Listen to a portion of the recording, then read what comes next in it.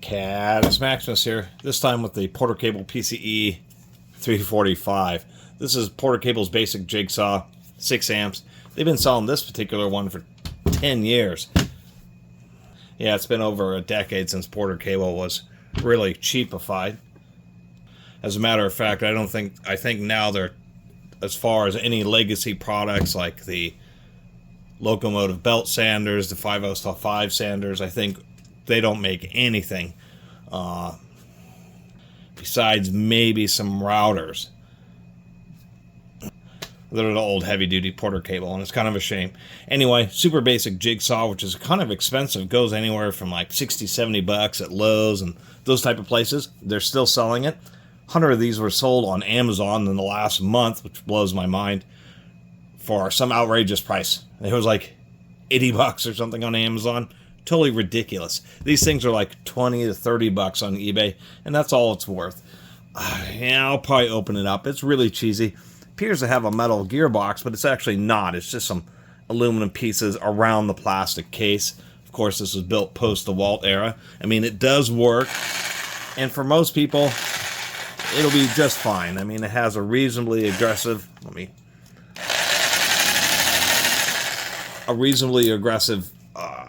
orbiting mode, and the non-orbiting mode actually properly disengages. You use non-orbiting for cutting metal because it's really hard on the gears and really hard on the blades that have the orbit jam the blade in the metal, so you do no orbiting on metal, and you do heavy orbiting on softer materials like wood. And all the orbiting does is the blade goes down, and then it pivots here. This pushes the blade out forward a little bit and then draws it back up and then releases it, and so that push forward jams the teeth in the material, making it cut faster.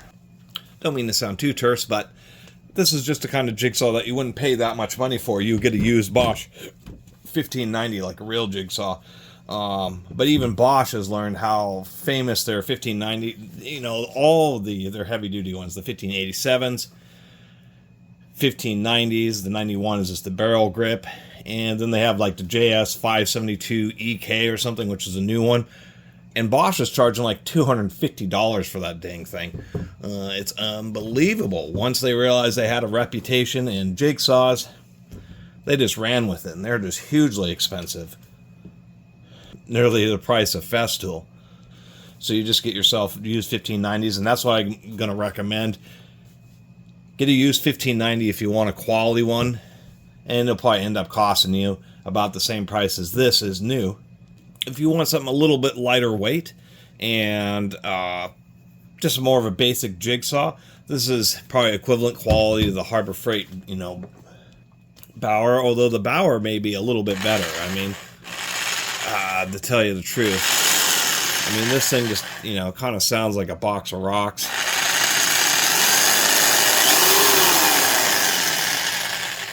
But the reality is it will work just fine for most people. And just for a decent little Jigsaw, if you can get one used off of Amazon for maybe 40 bucks, that's what it would really be worth. Otherwise, I'd say just get one from, you know, actually double checking on that Harbor Freight Bauer. I think this Porter Cable is a little bit better. Right now, Harbor Freight's Jigsaw selection is about as bad as it's ever been.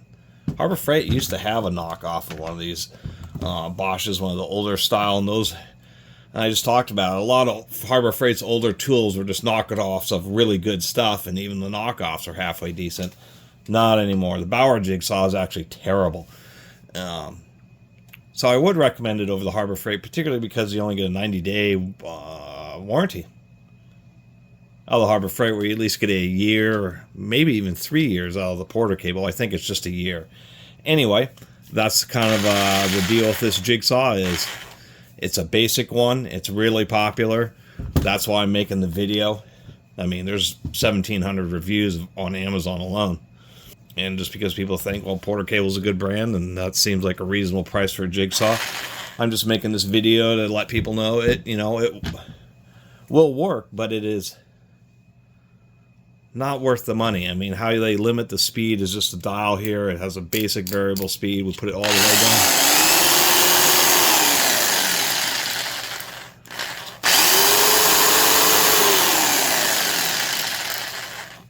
That's horrific.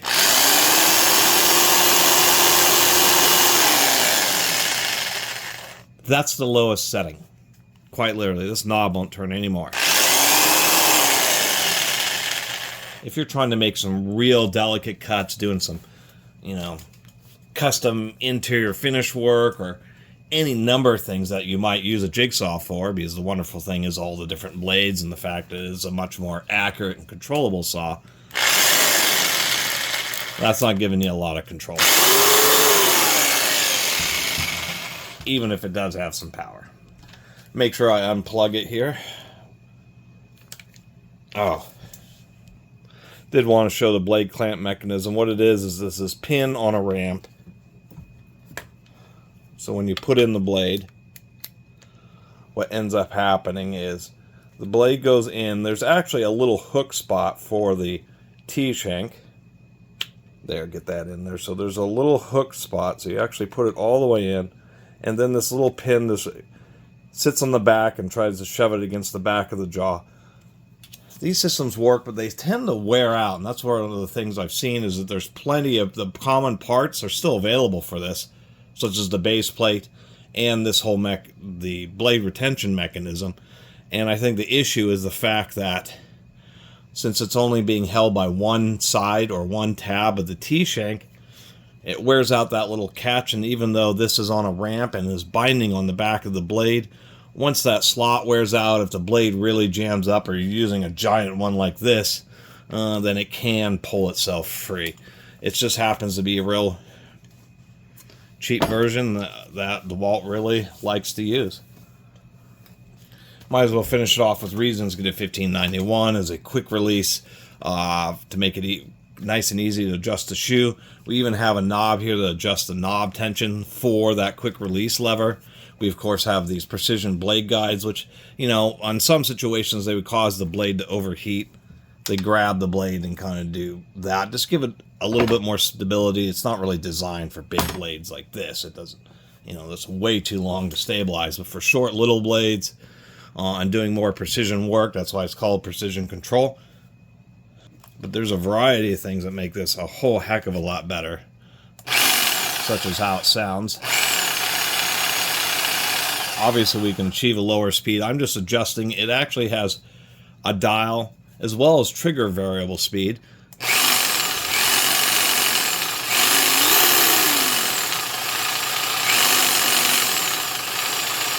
Here how it catches itself. That's what the EVS is, electronic variable speed. This has it isn't just like a basic, you know, variable speed drill style control like this Porter cable.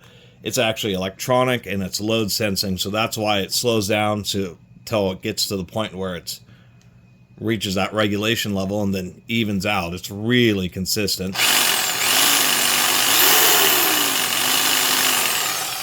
Really responsive. We turn this dial all the way down and you can do, I mean, that's pretty slow for a jigsaw. You can really get a lot of control. Of course, putting the blades in this jigsaw is also much better, except for it's actually not designed for blades quite this. Holy smokes, is this a Bosch?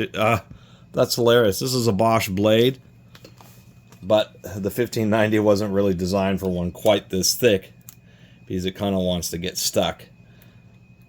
More than just kind of, it is getting stuck. I can't even demonstrate it. Here's a neat little blade. These are down cutting blades, so if you want to, you're cutting like laminate countertop, Formica countertop, then you can do down cutting and it prevents splintering, as well as sends a lot of the sawdust down to the bottom of the cut, but it does want to make the saw jump around a little bit more. I think this may be bent in a little bit and why it's not accepting that particular blade, but with these, you take the blade and you just shove it in there and it automatically rotates and locks in place. Really that easy. And oftentimes, once you discover that the blade is too dull to make a cut, it's generating a lot of friction. The thing's like nearly red hot. And although this one works for releasing the blade, you'll just have to shake it around a little bit. The nice thing about these in the 1590s is it's actually spring-loaded. It shoots that blade out of there. but it's really hard to deny a blade retention mechanism, and I appreciate this. You know, Bosch does this on their recip saws, this kind of push, and so does Makita for that matter, but just a superior system. And that's all there is to say about the Porter Cable PCE345. It is a cheesy jigsaw, but not as worse as the worst of the Chinese, such as the Harbor Freight Bauer, but it's pretty close. It's really not a very good saw. Let's see what's inside. Even though this thing is a hassle to serve, it's really not designed to last longer than a, I would say longer than a single set of brushes, to tell you the truth, just because of how much of a hassle it is to disassemble. Should have captured that on video. That was a bit of a frustration. Half the parts got stuck in the upper part of the case, so trying to pry it apart, it was just pulling everything out. Anyway, what'd you expect? It's the rear bearing is in this little kind of captured, or this little boxed in area, but they still should have had a rubber seal on the front side. You know, just Bakelite brush guide, so those do risk getting burned up. Just a basic trigger there. Look at that, it's rated just at 6 amps. Whoop. So no overrating, which means it's more likely to get blown out if you're doing a lot of low speed operations at high degrees of load. That's a big deal. On heavy duty tools, I've torn down tons of them. Milwaukee drills and skill saws. It's 50% to even double overrated. This should have a 10 amp switch if it was really quote unquote a heavy duty unit. You know, just there's not even any jute, just a little bit of varnish folded over. It's cheesy, just all the way around. The little sheet metal thing there to hold the base plate. So you got to be careful if you adjust it a lot, because you'll blow that out pretty easily.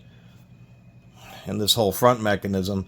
Now, even though both the Bosch and this are counterbalanced, one of the reasons the Bosch seems significantly smoother is this. This is just a bell crank system. When we turn the motor, it's geared down, turns the big gear, which has a little, just like a crankshaft on a one-cylinder engine. The part under here on the back side of the gear is hollowed out, and it's solid on the other side, so that's how they get the counterbalance. On the Bosch, there's actually a separate set of plates, so when this plunger is moving up, that side of plates is moving downwards. It's a much different system. One of the reasons why it's heavier, or weighs significantly more, but it also, that type of system makes it to be much smoother. We just have a basic upper guide block, a hardened steel lower guide block. At least they did put in a little felt to prevent too much debris from getting into this. But I was disappointed, is that is just a sintered bushing. That is not a needle bearing. So the only two bearings in this unit happen to be on both ends of the motor. And before I get torn up in the comments, let me rephrase that, because I'm an idiot, because I wasn't even noticing. Here's the finger that moves. Where am I? The finger that moves downward presses on this little rocker. That's how you get the orbiting. And I am actually incorrect. If we move this, what we'll see is this whole aluminum piece here move up and move down. So that's the counterweight. So it actually is a similar system. When you're running it on the back, that counterweight, see there's an eccentric on the back of the gear. I still don't know why. It just isn't balanced as well as the Bosch. Although, only way to say that. So there's our little teardown, a little look inside. Like I said, get a used 1590 EVS. If you do end up with something like this, at least get it for a good discount. And definitely not worth what they're charging for it. I can tell you that. It's worth the 30 or 40 bucks. It's not worth 70 and 80. Like I said, get yourself a real jigsaw.